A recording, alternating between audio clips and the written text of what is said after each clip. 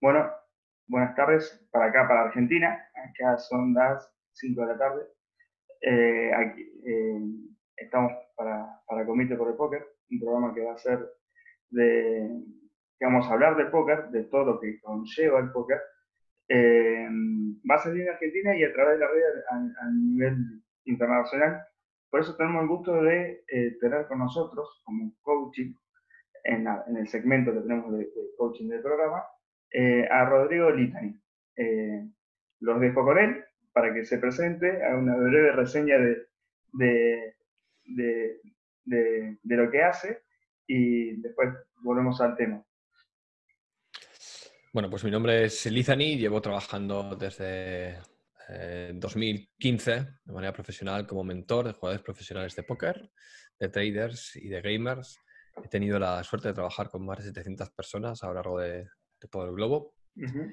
Y mi actividad principal consiste en proporcionar conciencia que favorece un conjunto de reflexiones, que favorece un conjunto de transformaciones o cambios en las personas a la hora de encarar su profesión, ¿no? Sí. Entonces, en los jugadores de póker suelo trabajar en el apartado mental, en el apartado de la actitud, en el apartado de la mentalidad ganadora y de la forma en la cual ellos van a enfrentar diferentes eventos en el póker que habitualmente, bueno, pues vienen muy cargados de malestar, lo cual hace pues, que su juego disminuya. Sí. Entonces, mi papel consiste básicamente en lidiar con esos problemas que suelen aparecer y aportarles pues, un punto de vista, unas herramientas, un conocimiento técnico, teórico y, por supuesto, práctico para mejorarlo. Y también, por supuesto, pues temas de rutinas, temas de concentración, temas de establecimiento de objetivos. Uh-huh. Incluso hablamos también de inteligencia financiera, algo muy importante Muy para bueno. profesionales que se dedican justamente a trabajar con dinero. Es una versión un poco resumida, pero básicamente es eso. Eh, Todo esto que tú estás hablando lo podemos encontrar en tu página, que después van a aparecer los links y demás. Ujú. Vos ya tienes, además de curso personalizado, como cursos enlatados, ¿no? Sí, básicamente tengo un curso que se dedica justamente a trabajar la parte de la mentalidad ganadora. Uh-huh. Se llama Mentoring Online, es un curso que estuve impartiendo durante muchos años, Uh-huh. al principio de manera gratuita, durante un periodo de tiempo, a partir de 2015 de otra forma determinada. Pero bueno, ha sido el curso que han hecho la gran mayoría de profesionales con los que he podido trabajar. Daba muy buenos resultados y llegó un punto en el que encontré un formato en el cual podíamos enlatarlo, como tú dices, es decir, automatizarlo, Claro, reduciendo los costes si no hace falta yo estuviera ahí. Y entonces, bueno, pues es un curso que está preparado para que una persona lo adquiera y sí. tenga y adquiera esa capacidad de autogestión necesaria, ¿no? Para realizar el curso al tiempo que adquiera los conocimientos, las herramientas. Es un curso de unas 20 horas en total, más o 20 horas. menos. Perfecto. 22 si contamos los extras y 30 si contamos todo el material adicional al que se recomienda. Perfecto. Rodrigo, tú comentabas de que en la parte del jugador de póker Ujú, eh, ayudabas a solucionar algunos problemas. ujú. Eh, Malestar, más bien, para Malestar, entenderlo. exacto, porque es parte de la parte mental. Uno de los grandes problemas que tenemos los jugadores de póker es la parte de cuando entramos en tilt, Ujú. ¿sí? Creo que cualquier jugador de póker le ha pasado de no saber manejarlo o de salirse del eje.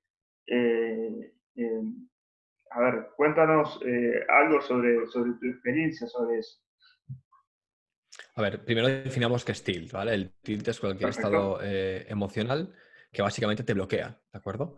Y no te permite utilizar la parte racional. Es decir, cuando las emociones toman el control, entonces a partir de ese momento las decisiones que tomas son decisiones muy rápidas, muy espontáneas, ah, que carecen de una racionalidad y que luego generalmente te arrepientes de ellas, ¿no? Ujú. A mí me gusta llamarlo por su nombre, que es secuestro amigdalar. Cuando una persona tiene un secuestro amigdalar, tiene una reacción rápida, Sí, eh, casi instantánea, sí. muy emocional, generalmente o bastante negativa, en el sentido bastante limitante. Ujú. Tenemos esa visión de túnel, tenemos esa sensación de neblina en el cerebro, en el que la parte racional desaparece, actuamos de manera muy espontánea y favorece decisiones que posteriormente pues, no estamos especialmente orgullosos de ellas. Eso sería lo que sería un secuestro amigdalar. Secuestro amígdala se llama. Sí, básicamente el cerebro se llama cerebro triúnico Sí. Consta de 3 partes que están diferenciadas pero están entremezcladas. El cerebro se ha desarrollado desde dentro hacia afuera. Entonces, la primera es la parte reptiliana, que es la parte que se encarga de lo que sería las funciones autonómicas. Luego Sí. está el sistema límbico, que es el que se encarga de la parte emocional. Si juntamos la parte reptiliana y el sistema límbico, tendríamos lo que llamamos el cerebro emocional, ¿de acuerdo? Y finalmente tenemos el neocórtex, ¿no? Que es la parte racional. Lo estoy simplificando mucho, que Sí. nadie que sea un experto en el tema que no se enfade. Sí. Entonces, digamos que el neocórtex es el que podemos utilizar de manera voluntaria, ¿no? Para tomar decisiones, para pensar sobre cosas, para racionalizar. Y la parte, el sistema límbico y la reptiliana funcionan como de manera más automatizada. Van mucho más rápido que el otro, que la parte neocórtex, pero cometen bastantes errores por un montón de cosas, ¿no? En el sistema límbico tenemos una estructura que se llama la amígdala, Sí. y exactamente la amígdala derecha, para que os imaginéis, la amígdala derecha sería una especie de corazoncito, ¿no? Sí. En el neocórtex tendríamos un ordenador y en la parte reptiliana tendríamos pues, un nombre de cromañón, ¿vale? Entonces, cuando alguien entra en tilt, cuando alguien tiene un suceso que no es agradable para él y despierta cosas como el miedo, como la ira, el sistema límbico, la amígdala Sí. derecha, para ser más concretos, secuestra a la parte derecha del neocórtex y la utiliza a su antojo. Mira. Por ejemplo, pues activa sistemas como la memoria selectiva. Cuando alguien te tribetea, ¿no? Y tú te enfadas porque te tribetean, siempre dices, es que me tribetean siempre. Sí. Porque solo en verdad solamente recuerdas las situaciones en las que te están tribeteando. Tal cual. Entonces, Te sucede quedas ese... con eso. Claro, te quedas con eso, te quedas únicamente con las estructuras, o sea, con las veces que ha sucedido y lo justificas como un todo. Digamos que la parte derecha de la amígdala, la parte emocional, empieza a utilizar ese ordenador a su antojo para favorecer las creencias o los malestares que cree que están teniendo lugar, y lo utiliza de una manera en la cual la parte derecha es muy potente porque es la parte creativa, empieza a crear un montón de escenarios en los que siempre le van a estar cibeteando, en el que todo el mundo le toma el pelo, bueno, pues Sí. un montón de cosas que tienen que ver con la imaginación. Entonces ahí tiene lugar el secuestro amigdalar, entonces tienes pues un montón de conductas, como decíamos, puramente viscerales en ese Sí. sentido, ¿vale? Sí. Entonces, afecta mucho al póker, afecta muchísimo al jugador de póker. Lo que ya os contaré será una forma, una manera de apaliar esa situación, ¿de acuerdo? Pero esto es un parche, esto siempre lo explico. Cuando una persona entra en tilt es porque tiene un conjunto de creencias que favorecen un conjunto de pensamientos, que favorecen un conjunto de emociones, un conjunto de conductas Sí. que favorecen ese tilt. Pero el problema está en lo que tú crees, en tus creencias. Pero Wow. los parches que damos a nivel de inteligencia emocional para gestionar el tilt no son más que para solucionar cuando ha tenido lugar el tilt. Sí. ¿Se entiende a qué Sí. refiero con un parche? Sí, sí, sí, sí, se entiende, se Si entiende. una persona se cae, tú le puedes poner una tirita y le puedes curar la herida. Exacto. Pero lo que tienes que hacer es enseñarle a caminar o enseñarle a correr o enseñarle a trepar, depende de dónde se haya caído, ¿no? Que eso Perfecto. ya es un poco más cuál es mi trabajo, ¿no? Mi trabajo, yo generalmente no trabajo sobre el tilt, de hecho, Pablo, es Ujú. decir, yo habitualmente trabajo sobre todo lo anterior para que el tilt desaparezca como consecuencia natural de haber realizado un trabajo previo en las capas más que están previas a todo el Ah, desemboque. perfecto, perfecto. Y a ver, por ejemplo, cuando entramos en TIL, hay Ujú. algo, no sé si, la fórmula mágica no existe, obviamente. Hay una muy cercana, ¿eh? Para gestionar el tilt, muy cercana. Bueno, eso, vos nos podrás dar una ayudita como para poder Sí. solucionar eso. A ver. Hay varias estrategias, en el curso cuento muchísimas, Sí, sí, sí. también hay un vídeo, si mal no recuerdo, en YouTube de gestión de tilt en el que hablo de esas estrategias, Después pero lo vamos a agendar también mm, en la nota. la más, la más sencilla, fácil y eficiente, y esto es importante porque cuando dices la palabra fácil y sencilla es como que la gente le quita las ganas, ¿no?, de Exacto, practicarlo. sí, de acuerdo. Está demostrado que la respiración profunda, es decir, respiración estómago-pecho, hincho el estómago, continúo inflando la cantidad de aire que puedo meter por el Sí, pecho y expiro por la boca. Esa sí, respiración, una respiración profunda, está demostrado que es el mecanismo más eficiente que existe para disminuir la intensidad de la amígdala. Por lo perfecto. tanto, respirar profundamente nos va a ayudar a reducir la intensidad de la amígdala, por lo tanto, nos va a ayudar a alejarnos de ese tilt. Y luego, al mismo tiempo, sería ideal estar realizando cálculos matemáticos. Los cálculos matemáticos, simplificando mucho, lo que voy a decir a continuación, se realizan desde la parte izquierda del neocórtex o desde la parte izquierda del cerebro, no desde la parte derecha, que es la parte creativa. Entonces, es una manera de cortocircuitar y romper ese secuestro amigdalar del que os hablaba. Sí. Entonces, si yo activo la parte izquierda, a través de realizar cálculos numéricos, incluso contar del 1 al 10, por ejemplo, mientras respiro profundamente, Claro. consigo muchas cosas. La primera es que dejo de darle el foco al bad beat que me acaban de pegar. Sí. Si yo no veo lo que me causa malestar, la intensidad emocional, son reacciones químicas, no dura para siempre. De hecho, es fácil que tú te cabres por algo, de repente suceda otro evento, tú le prestas atención a ese otro evento y se te olvida el enfado. Claro. A los 2, 3, 4 o 5 minutos. ¿De acuerdo? De acuerdo. Entonces, el hecho de realizar cálculos matemáticos y respirar profundamente consigue, primero, reducir la intensidad de la amígdala, lo cual es muy positivo, Sí. la relaja, Sí. consigues quitarle el foco, porque el cerebro tampoco puede estar pendiente de muchísimas cosas al mismo tiempo. Sí. Consigues quitarle el foco a lo que sería eso que te causa el problema o el malestar, activas la parte izquierda, por tanto realizas un cortocircuito, ¿vale? Rompes esa conexión entre amígdala derecha y neocórtex derecho. Sí. Y te das a ti mismo la oportunidad de saber que existe otra opción de reaccionar a ese mismo evento. Yo sé que muchas veces os va a costar respirar, sé que muchísimas veces os va a costar poneros a contar, y lo que menos os apetece justamente en ese momento que estás en un secuestro amigdalar es respirar y contar. Sí. Por eso, primero hay que intentarlo, y segundo, si ves que va a suceder algo que te pueda hacer entrar en tilt, empieza a respirar profundamente y empieza a contar. Anticipar el momento.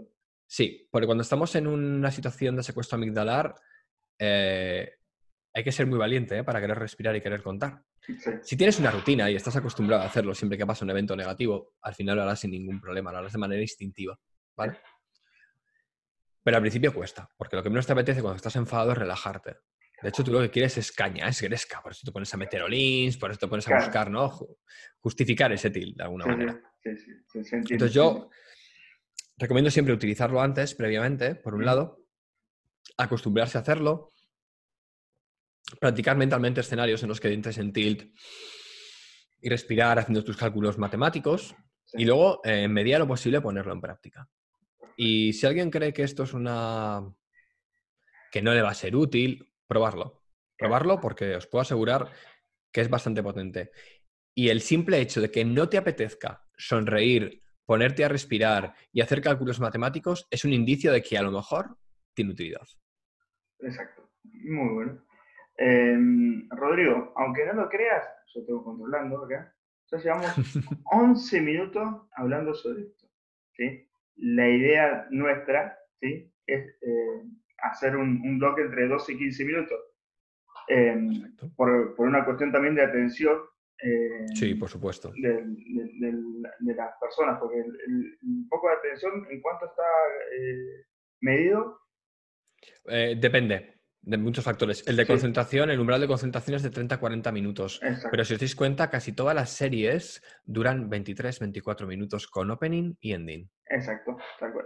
Así que, como quien diría, vamos a ir redondeando el tema ¿sí? Cualquier cosa y que quiera hacer más énfasis, está tu Hay una cosa, pues, antes de despedirme, me gustaría decir algo, si me dejas. Sí. Para que la gente entienda la importancia del apartado mental, voy a ponerles la siguiente analogía, ¿no? Imaginaros que tenéis, o la siguiente metáfora en este caso, imaginaros que tenéis un conductor y un coche. Perfecto. Generalmente tendemos a mejorar el coche, pero no al conductor. Sí. Un conductor que sea bueno puede conducir cualquier coche y ganar carreras con él. Sí. Si en cambio pones un mono a los volantes, da igual el coche que tengas, da igual que sea el mejor Fórmula 1 del mundo. Sí. Vas a perder la gran mayoría de carreras porque te vas a terminar estrellando en ciertos momentos. Excelente. La parte técnica, el conocimiento técnico, hace referencia al tipo de vehículo que tienes. En cambio, el apartado mental hace referencia al tipo de conductor que lleva ese vehículo. Y me gusta recordar esto porque muchas veces tendemos a darle una sobreimportancia al apartado técnico cuando estamos desatendiendo un apartado mental. Un apartado mental que va a hacer que estudies mejor, que avances más rápido, que avances de manera más sólida, que tengas buena confianza, una buena autoestima, que seas capaz de gestionar adecuadamente errores, fracasos, que sepas definir objetivos. Y todo eso, aunque al principio sientas que estás perdiendo el tiempo, en verdad lo que estás haciendo es crecer, mejorar y aprovechar mucho más el tiempo que dedicas a ese Sí, apartado técnico.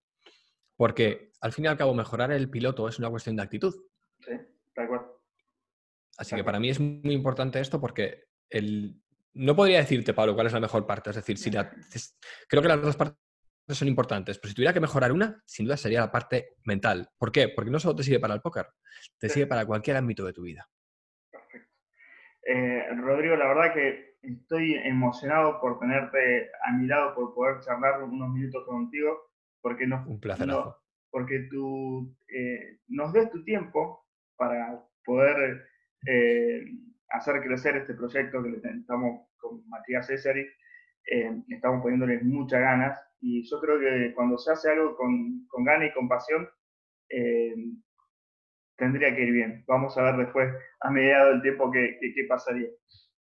Al menos es divertido, que eso es súper importante. Hay que Y lo vamos divertirse a, con las cosas que haces. y lo vamos a intentar, que no es algo menor. Muchísimas gracias por la oportunidad, ¿eh? Todo un placer, desde luego. Dale, Rodrigo, muchísimas gracias. Nos estamos viendo. Un fuerte abrazo. Chao, chao.